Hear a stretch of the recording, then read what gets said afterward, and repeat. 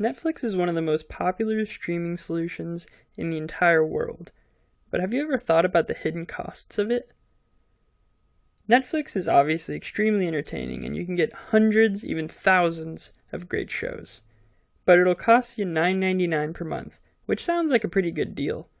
However, after 12 months, that's $120, a Benjamin and a Hamilton. However, if you do that for 5 whole years, have a Netflix subscription, which isn't that rare, honestly, that would burn a $600 hole in your pocket. Now let's do a little thought experiment.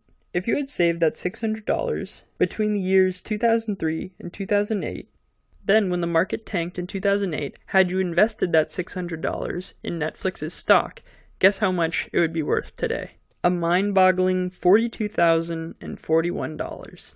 Talk about Benjamins, cash money, change, Skrilla, coins, dollars.